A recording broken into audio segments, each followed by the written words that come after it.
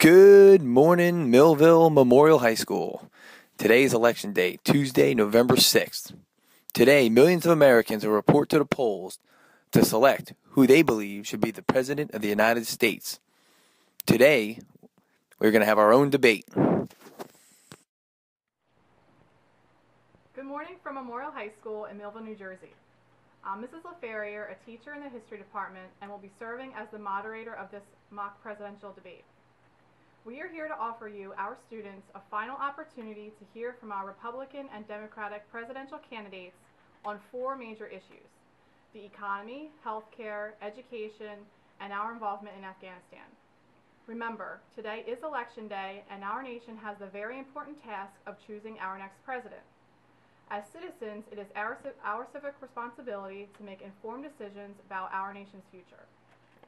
Listen carefully to the viewpoints of Mr. Crawford, Candidate A, and Mr. Sharp, Candidate B. At the conclusion of the debate, on your Scantron, vote for the candidate that you agree with more on the issues discussed. One of the candidates represents the views of our incumbent President, Barack Obama, while the other candidate represents the views of Governor Mitt Romney. However, in an effort to stay true to the issues, we are not going to reveal the identity of the candidates until the results have been tallied. At the end of the day, we will inform you who our student body has elected as the next President of the United States. Enjoy the debate, and thank you for your participation in the election. Okay. Gentlemen, welcome to you both. Before we begin, let's just cover a basic ground rule. Each of you will have as much as 1 minute to respond to a common question. Also, the audience here in the library has agreed to be polite and attentive, so please no cheering, booing, or outbursts of any sort throughout the debate. We will now get started with the questioning. Let's start with the economy, and let's begin with jobs. What are the major differences between the two of you about how you would go about creating jobs? Each of you have 1 minute to start. A coin toss has determined, Mr. Crawford, you will go first. Well, thank you very much, Mr. LaFerrier, for this opportunity.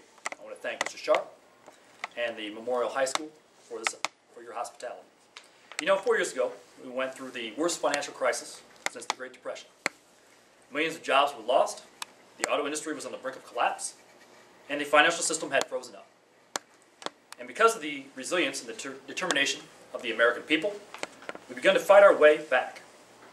Over the last 30 months, we've seen 5 million jobs in the private sector created, and the auto industry has come roaring back. And the housing system has begun to rise as well. But we all know we've still got a lot of work to do.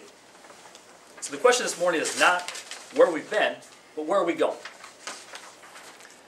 Mr. Sharp has a perspective that if we cut taxes for those who are making more than $250,000, that we'll be better off. And I've got a different view. I think we've got to invest in education and training. I think it's important for us to develop new sources of energy right here in America. That we change our tax code to make sure that we're helping small businesses and companies that are investing right here in the United States. Thank you. Mr. Sharp, how do you plan to create jobs in this country? You have 1 minute. Well, first off, thank you very much, Mr. Crawford. It's an honor to be here with you. And I'm pleased to be at Memorial High School and appreciate their welcome. I'm going to take a different path than Mr. Crawford on this. Not the one that we've been on. Not the one that Mr. Crawford describes as top-down, cut taxes for the rich. That's not what I want to do. My plan has 5 basic parts. 1, get us energy independent. North American energy independent. That creates about 4 million jobs. Number 2, open up more trade, particularly in Latin America. And we're going to crack down on China if and when they decide to cheat.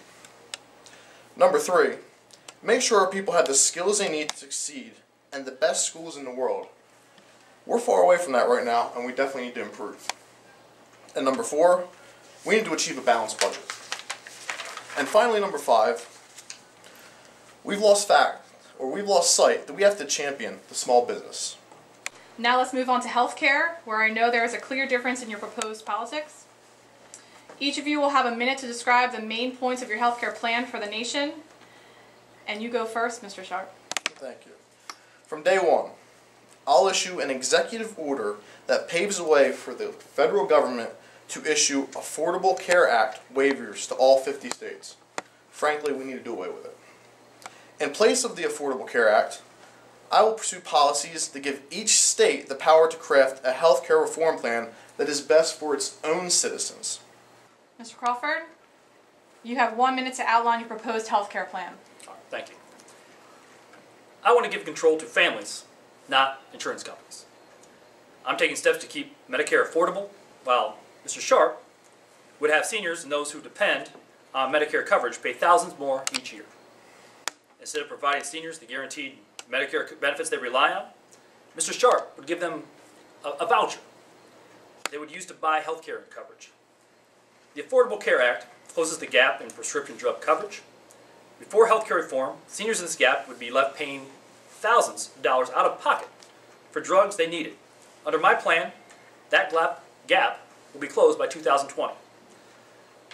Some other successes of my plan include expanding health coverage to give preventative services like flu shots, diabetes screening, and mammograms for 54 million Americans. Does the federal government have a responsibility to improve the quality of public education in America? Mr. Sharp?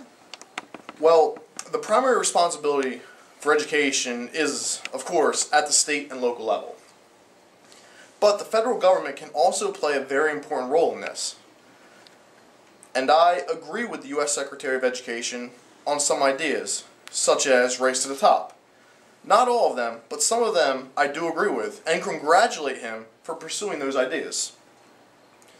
The federal government can get local and state schools to do a better job. Thank you, Mr. Sharp. How do you see the federal government's responsibility to improve the quality of public education in this country, Mr. Crawford? Well, as I've indicated, I think it plays a significant role. Through my program, we've worked with Republican and Democratic governors to initiate major reforms that are having an impact right now. The United States' involvement in Afghanistan? Sure, I believe that the continued presence of U.S. forces in Afghanistan should ultimately be decided by the people who are the experts, the military's top personnel. I also stress that the bulk of the security obligation must lie with the Afghan people. I will never make national security decisions based upon electoral polls. Thank you, Mr. Sharp. Mr. Crawford, can you share with us your views on the United States' involvement in Afghanistan? Over the last decade, we've spent $1 trillion on war at a time of rising debt and hard economic times. It is time to focus on nation building right here at home. There will be difficult days ahead. The enormous sacrifices of our men and women are not over.